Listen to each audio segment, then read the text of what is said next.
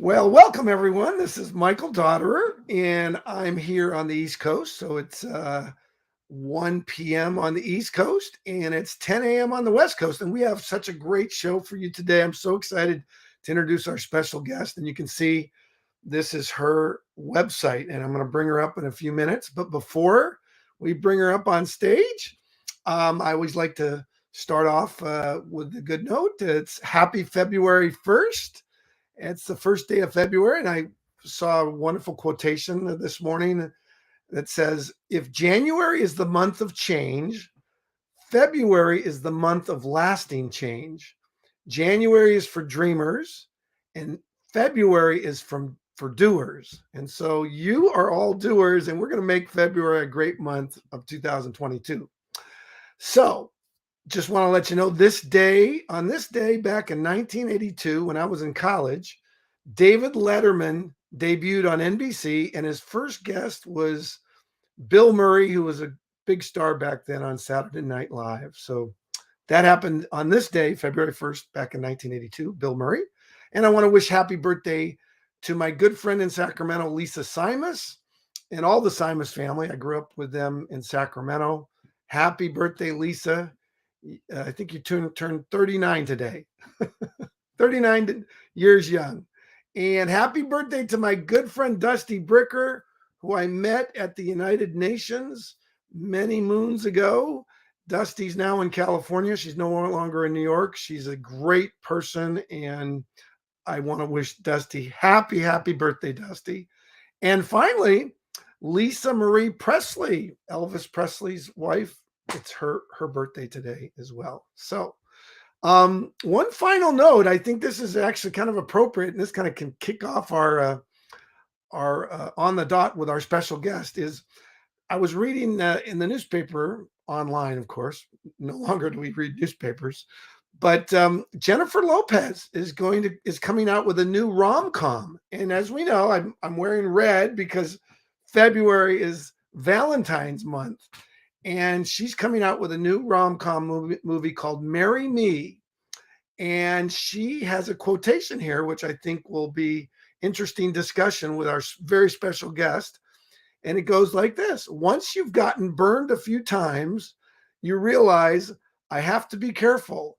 If things are too deep and you put them out there, somebody might step on your heart. So, with that, I'm going to bring up my very special guest, and she's amazing because I have no doubt she can help J-Lo, she can help me, and she can help you. And she is the founder of You're Such a Catch. So, Erin Ramsey, Hi. Erin Ramsey on the dot. Welcome. Thank you. I'm so happy to be here. I don't know if I can help JLo, but I could probably help us. Well, I'm excited. You have amazing background. I know you grew up in Northern California, and then Yes. you got that you're down in Southern California. Why don't you just tell everybody your amazing journey to where you are now? You have this great site. You're such a catch, and you're helping thousands of people around the world. I am, and it just seems like, how did this even happen, right? So, yeah, so I grew up in Northern California. I went to school in Southern California. I went to school at Point Loma, and I didn't really know what I wanted to do with my life. So, it was like kind of through trial and error, but I fell in love with the beach cities, and I knew I didn't want to come, back up north. And so I had to, find a job to stay down here and to be able to afford to live down here. So it's kind of funny. I fell into the car business, and I spent the last 16 years selling to car dealers, working in car dealerships, that type of thing. But it didn't really fill my bucket. So if you can imagine, I was traveling 3 to 4 days a week in and out of airports, hotels, rental cars, and I didn't really have a life. There's no work-life balance. Somebody had asked me on a date, and I'd be like, "How's 3 weeks from Tuesday?" So somewhere along my journey, I kind of started this like spoofy Instagram, and uh, people fell in love with it. I would take screenshots of people I was going on dates with. It was a lot of self-deprecating humor. Um, And one day I get this DM, and this woman asks me, "Hey, have you ever considered turning your Instagram into a podcast?" And I thought, no, I didn't even know what a podcast was. So, anyways, I entertained a phone call with her. You guys all talk to a brick wall. And she and I just hit it off. And so I'm a big believer in the universe and synchronicities and all of that. And my team at the time was having their team meeting in Salt Lake City, Utah, which is where this woman was living at the time. And so I thought, perfect, come to my hotel. We'll have a cocktail. We'll get to know each other a little bit better. You can tell me what a podcast is, and we'll go from there. And so she did. She came to my hotel. We hit it off. It was great. And I decided to extend my trip and went to her studio, sat behind a microphone for the very first time, and was like, okay, I think I can do this. And Mike, I'm excited to announce that today is my 100th episode. It will be airing today at 4 p.m. So if you can imagine, so much of my life has changed like since then, for the better. And opportunities that are meant to find you will find you. And so here I am. I'm on season 3 of my podcast. It started off basically just my journey talking about, dating and relationships, trying to figure out the secret sauce to, how we put ourselves out there. I'm divorced. Re-entering the dating world is hard after go through a divorce.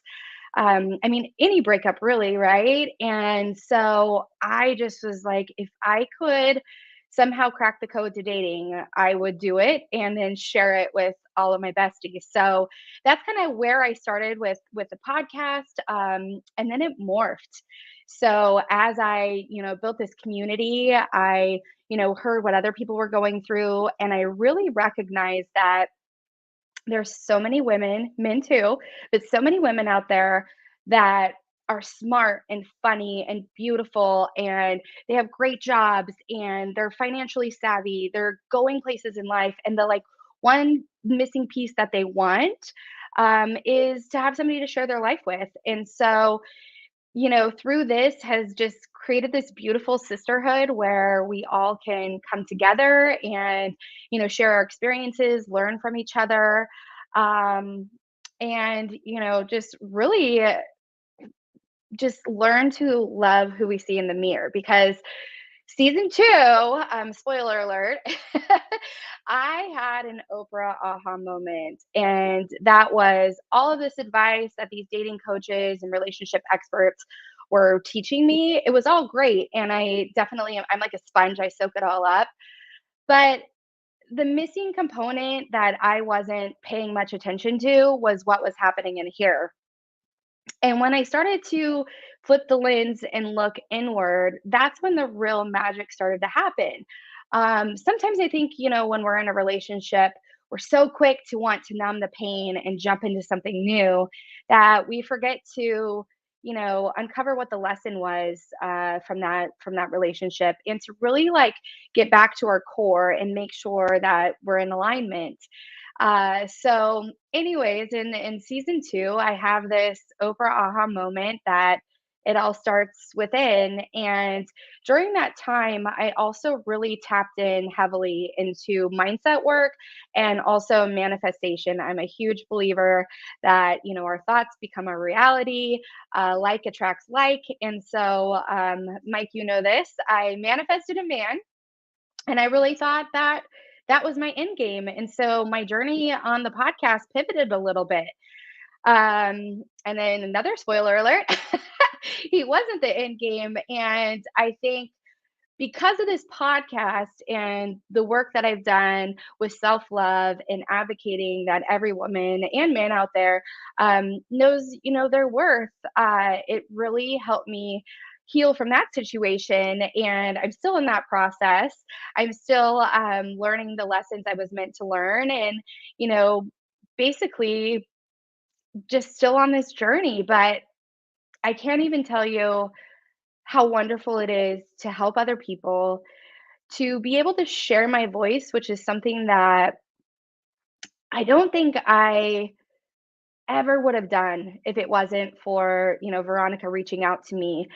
And now I'm just such a huge believer in, if you have a tugging on your heart, if there's something that you feel compelled to put into the world, like, step aside. Don't let the things that are, preventing you from doing that, hold you back. That's all our ego. And the world needs us. The world needs our voice. And there are people out there that I never, ever would have imagined connecting with, that I have. I mean, all sorts of, different countries. People reach out to me, they pour out their hearts, they let me know about their infertility issues, they let me know about the relationship woes, they tell me when they're struggling with their self-esteem. I mean, it's beautiful, and I'm so happy to be able to receive it and to do what I can to just be, a friend. And yeah, that's like my journey in a nutshell.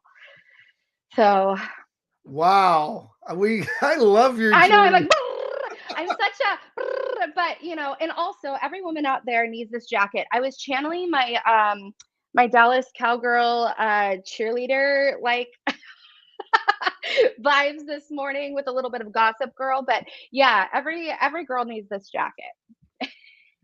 That's a beautiful, beautiful jacket. Love your jacket. Thank you. But the Cowboys aren't going to the Super Bowl this year. Yeah, that's okay. I'm not about that. You know me, Mike.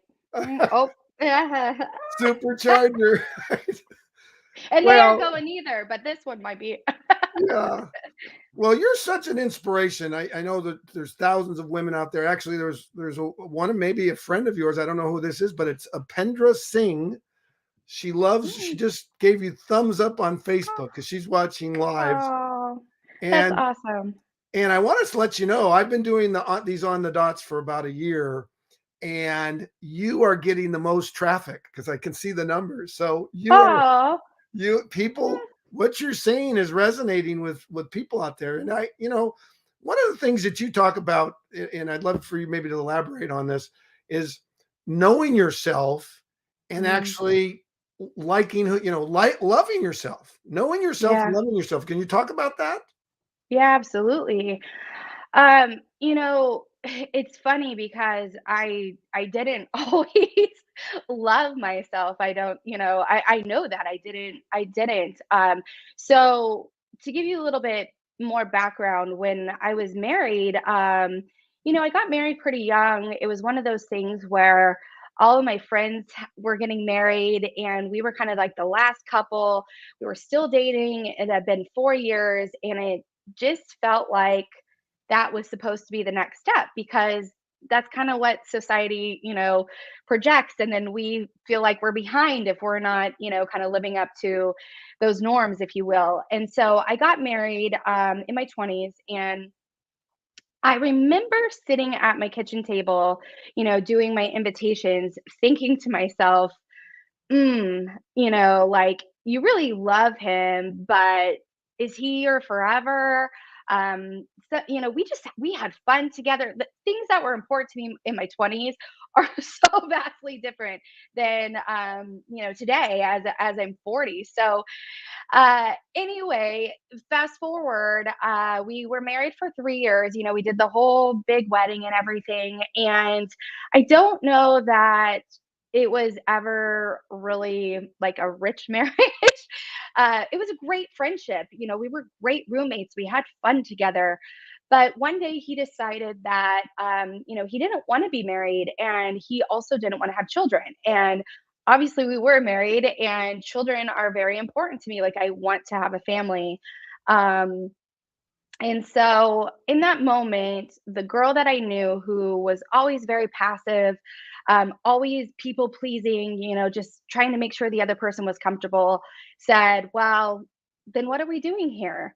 And in our relationship, we had lived in multiple places. He had never, called for a moving truck or organized anything. It was always me. And so to watch him, have those capabilities to, find a place to live and do all these different things that he never really exhibited when we were together, it was a big wake up call. And I felt a lot of shame being divorced. My grandparents were married for 74 years. They'd still be married today if my grandpa were still living. God bless my grandma. She's doing great, even that now that he's passed.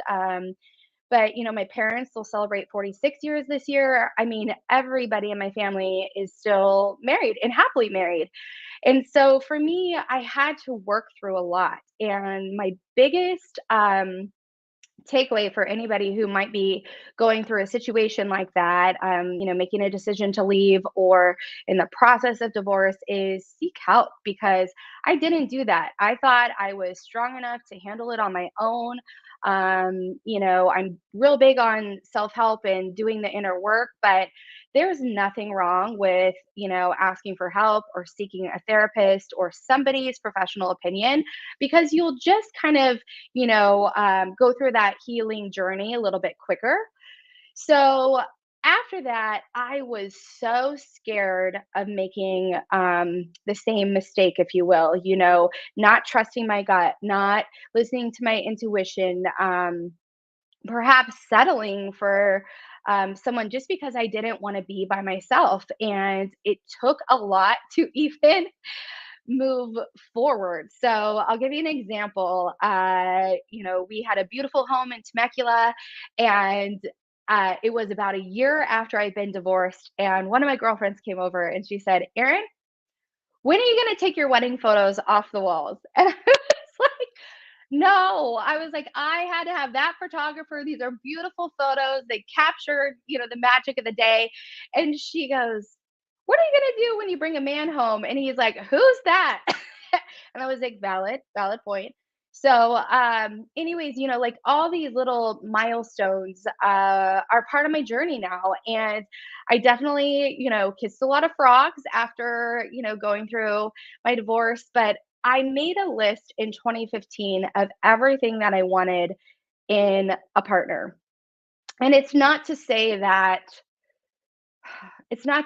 oh, if he's not 6 feet, like he's not my guy or whatever, but it was more of what I wanted to attract into my life. And it reminded me that all the qualities that I want in a partner, I also need to possess myself. So I got rid of a lot of the aesthetics and focused more on who that person is, like what's their character traits. Are they loyal? Do they have a good sense of humor? Are they driven? Are they motivated? Do they have goals? Do they believe in, spirituality, the universe, the law of attraction, those type of things? And so I drafted this list, and through that, it changed the way I approach dating. I wasn't coming from this desperate place where I was, seeking just companionship. I was more trying to attract somebody that was at my same level. So yes, I went on a lot of dates, and I did, there was a period of time for the podcast that I was like, I'll take one for the team. I'll, volunteer as tribute, to test out an app or whatever. But the whole, underlying theme there was still holding true to my core values. Now, I would say that about that point in time, I, was falling more in love with myself and who I saw in the mirror, because I actually recognized the importance of that. But now that we're in this conversation, I'll actually say that because of this last breakup that I'm currently going through, it really has proven to me that I do love myself. And let me tell you why. So, I, manifest this man. I believe he's my end game, and I'm on cloud nine. I'm living my best, and loving every moment of it, because this is what I've been patiently waiting for, right? And there comes a time where I recognize that some things are not aligning, and I can feel it, and I feel it in my gut, and I feel it, I have this intuition, and it's nothing more than, you know, e- Aaron, like 80% of what you're looking for is here, but that other 20%, it might not be. And do you want to be okay with that? Do you want to be okay with the 80%, or do you want to, you know, hold out and go for that 100%, person that's going to be your match? And I think often, and Mike, maybe you can speak on this too, but sometimes when we're manifesting and we're utilizing the law of attraction, like, attracts like, we can bring things into our life that are very close to what we're actually looking for. And we may think it's it, or we may go, something's just a little bit off here. And I think that's where I was. And I could have, again, stayed in it to have the companionship and the good times and all of that. But this Erin who's worked on herself, who doesn't want to settle, who's been doing all this self-love work, was like, no. And so I did a difficult thing. I chose to walk away from a relationship that I publicly shared on my platform. And just like any breakup, it was rough the first few days.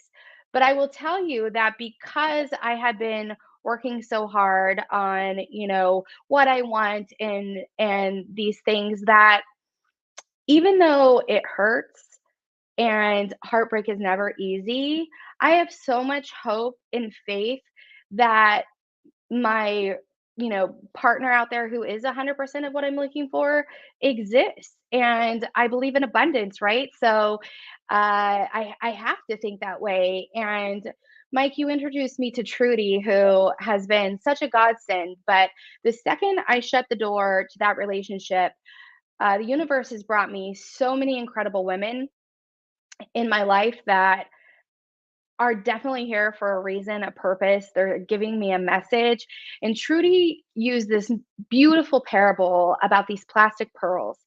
And you can listen to that episode because it's really beautiful. And I've had several women reach out to me about that. But essentially the story is, this little girl saved up all her money to buy this beautiful set of plastic pearls, and they were her favorite. And her dad says to her, honey, do you love me? And she says, yes, daddy, I love you. And he says, well, then, give me your plastic pearls. And she says, no, daddy, like, I can't. I love my plastic pearls. I saved up for these plastic pearls, but I'll give you my baby doll. And her dad says, no, that's okay, honey. I love you. And a couple weeks go by, and the dad goes to the little girl, honey, do you love me? And he says, or she says, yes, daddy, I love you. And he says, well, then, give me your plastic pearls. And she says, no, I can't. She's crying. She says, I love my pearls. She says, I'll give you my little horsey. And he goes, that's okay. I love you, honey. And then a couple weeks go by, and the little girl goes to her dad and she goes, okay, dad, I love you, and I want to give you my plastic pearls. And at the time she relinquishes these pretty pink plastic pearls, he reaches in his pocket and he gives her a set of genuine pearls. And so that to me was, I was clinging on to my pretty pink plastic pearls. Obviously, pink is my favorite color. And I needed to relinquish those, and I did. And now I am opening myself up to real pearls. And so when I was able to do that, and to do that with such strength and integrity, and to do it also openly in front of all of my listeners and followers, and all of my friends, right? I realized that I'm at a place in my life where I'm my own best friend, and I do love the woman that I see when I look in the mirror. So, Well, what a beautiful story. You are amazing at telling stories. I mean, I was like on my edge of my seat here listening to your beautiful story. oh, And the thank pearls, you. forever. And that is that in episode, what episode, if we wanted to listen? Oh, yes. So it's called I Claim Courage to Do Hard Things, but I don't know what episode number it is. But it's I Claim Courage to Do Hard Things. Yeah. and they can find it. We've got the little banner down below. It says to Oh, look connect. at you. Yes, awesome. Yeah, they can find it there. I'm on Apple Podcasts, Spotify, all the different platforms. So, but you can also listen on my website. Oh yeah, great. And you talk about making a list of things that Hmm. you look, that you believe in, that your mores, your values, your wants, your wishes, your dreams. The one thing that I learned, and I think Trudy knows about this as well, is personality. You know, and Hmm. and just to let everyone know, I have this theory that if you have a certain personality, it when you meet someone that has a similar personality, it makes it easier for you to get along. Hmm. Could you talk a little bit about that? And by the way, you and I have, I believe, the same personality. We do. I mean, who knew? Who knew? Well, I don't know the ins and outs as good as you do, but I do believe that there is some truth to that. You can probably speak on the personality types more because I know I'm a Pegasus, but that's about it. And I will say too, other things that also kind of resonate with me now are, if people believe in astrology and zodiac signs and those type of things. But I think there is something a little bit cliche, like you mentioned, about opposites attracting.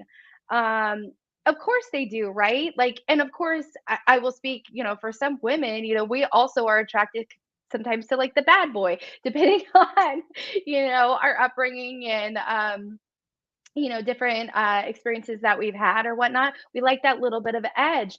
But at the end of the day, typically nobody, you know, uh, decides that they don't want to be with their significant other because the attraction isn't there. Like these core things, like communication is so important.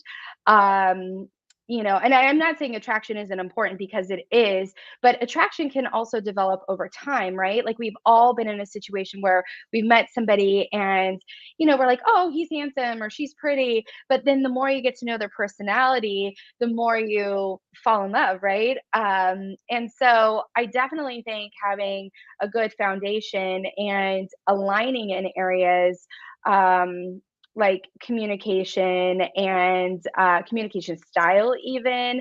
Like, I'm an extrovert, right? And I will talk to anybody. I have to be with somebody who is willing to accept that and to know that that's just me. And I think a lot of times, too, as we're out there dating and putting ourselves out there, especially with apps, right? Apps are all about the initial attraction. And yeah, sure, some will highlight, personality types, or you can see what their zodiac sign is or whatever. But initially, when you're quickly swiping, it's like, oh, is he handsome? Is he, what I'm looking for? Is she pretty or whatever?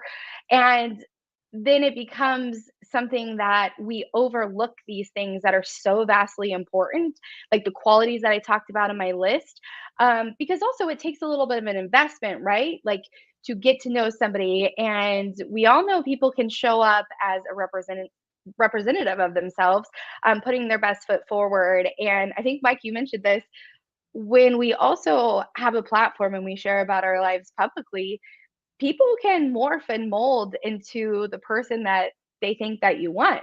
So we just have to be really careful, with that. Yeah, you're absolutely right. Well, that's why you know a little bit about Zodian. And Zodian, by the way, I'll just put this down here below. If you want to go to Zodian, there's the little link, Zodian.com. And Zodian has nothing to do with astrology. It's really based on your personality, and it comes from Myers-Briggs, which was a mother-daughter team. Actually, were inspired by Carl Jung, who was a very famous psychologist. And personality is one component. I'm extroverted like you, Erin. We're both big picture dreamers. We both start our decision making with our heart, Hmm. and we go with the flow. So that's our personality. That, I would argue, and you can talk about it, but that makes it easier for you and I to get. If we were on an island together, we probably could get along pretty well because of personality. The other component, and maybe you could talk about this, is um, the chemistry, which you have: intellectual chemistry, spiritual Hmm. chemistry, and then you Sure. touched upon the physical. Hmm. Yeah, I mean, I consider myself a sapiosexual, so I very much enjoy somebody who can carry a conversation and isn't afraid to go, into depth, right? I'm fine with surface talk too. Like talk to people I meet in bars. I just went on an epic trip and talked to anybody who was breathing, had a pulse. But there's something really magical about somebody that you can sit down with and really talk about the hard issues with. And I think especially now where we are in society and all these, different issues that play a role. Like I'm somebody who, dates outside of my race a lot. And I think you have to be aware of, what comes along with that. Um, so yeah, having somebody who has substance to them, who's not just a pretty face, but can also carry a conversation, who challenges you. Like I love to be challenged. I want somebody who wants to, ask me, why do you believe that? Is it just because that's what you were told and that's how you grew up, or did you take the time to kind of research that topic or explore it and come up with an opinion of your own? So yeah, it's really important. And again, we're all aging, and as you mentioned, J Lo in the beginning, like she still looks fabulous at her age, but at the end of the day, like as looks fade, like these types of things, having somebody that you can just laugh with, having somebody that, you know, makes you snort like I do. It's so important.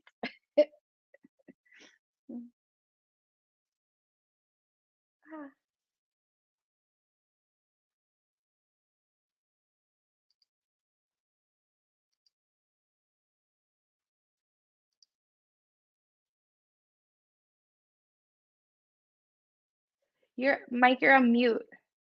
You're mute. I was like, "What is happening?" I was like, "I'm a good lip reader, but not that good." And I was like, "What did I do?" I thought it Right. was me, but yeah, I was like, "Oh shoot, you're on I'm mute." sorry.